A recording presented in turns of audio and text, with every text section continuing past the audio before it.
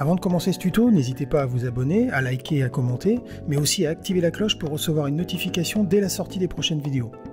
N'oubliez pas que la chaîne a besoin de vous, alors n'hésitez pas, si vous le pouvez, à nous soutenir en cliquant sur le lien donation dans la description de cette vidéo. Merci à toutes et tous par avance. Bonjour à toutes et tous, on m'a souvent posé la question de savoir comment il était possible, rapidement, de créer un instrument sampler.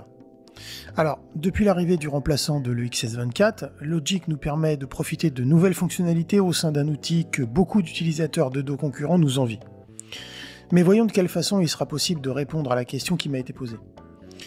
Imaginons que une boucle me plaise beaucoup et que mon intention soit de pouvoir utiliser le son qui la constitue pour en faire un instrument à part entière. Alors, je vais aller chercher par exemple une sonorité. Alors, on va prendre par exemple celle-ci. Voilà, on l'entend, on voit que c'est une boucle de synthé. Et que ici, on va se servir justement de cette boucle pour pouvoir isoler la sonorité qui constitue cette boucle et pouvoir la réutiliser ultérieurement. Alors, je prends ici mon fichier audio et je vais le mettre dans la petite partie grise ici et déposer, vous voyez que j'ai maintenu le clic de ma souris, déposer mon fichier audio sur l'option échantillonneur zone par note. Donc je lâche mon clic de souris et automatiquement, eh bien, mon sampler s'est ouvert.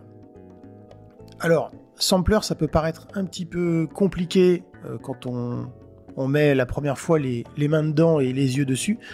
Donc ici, on va voir que finalement les choses sont plutôt simple à réaliser.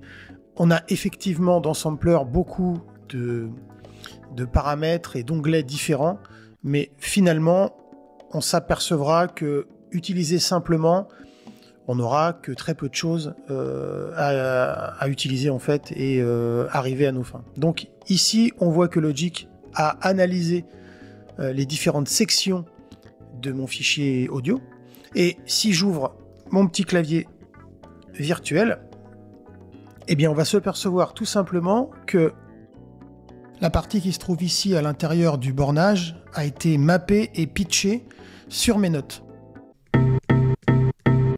Donc j'ai chaque note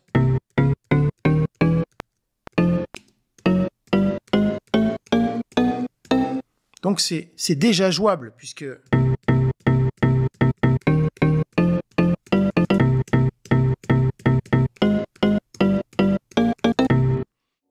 ne restera plus qu'à ici déterminer le range, c'est-à-dire l'étendue de votre sonorité, et bien évidemment ensuite de vous assurer que le pitch ici soit bien coché, c'est-à-dire que le pitch va vous permettre de passer par exemple d'un do à un do dièse à un ré à un ré dièse, etc.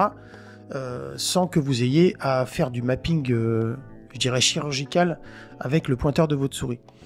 Petit détail important aussi, sur certaines sonorités, puisque bien évidemment vous aurez besoin de petits outils, de petites options complémentaires, vous aurez peut-être besoin d'utiliser ici l'option Flex et l'option Follow Tempo. Alors, pour certains éléments, ici, c'est des sonorités one-shot, mais si vous avez par exemple de petites boucles courtes qui se déclenchent sur chaque note de votre clavier, eh bien, si vous avez un tempo qui est fixé dans Logic, vous aimeriez peut-être que ces éléments puissent suivre le tempo, donc en l'occurrence il faudra ici cocher cette option.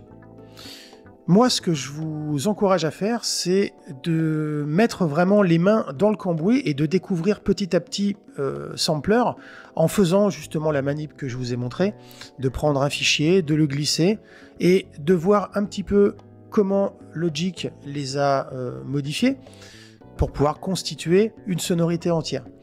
Et ici, en jouant avec le key range, autrement dit l'étendue de votre note sur le clavier, eh bien vous pourrez déterminer ici le point d'entrée, ici le point de fin, changer si besoin la vélocité, le volume, etc. pour que vous puissiez à la fin eh bien, aller juste ici et enregistrer votre instrument virtuel pour pouvoir, enfin votre sonorité d'instrument virtuel pour pouvoir la réutiliser plus tard dans votre sampler dans Logic.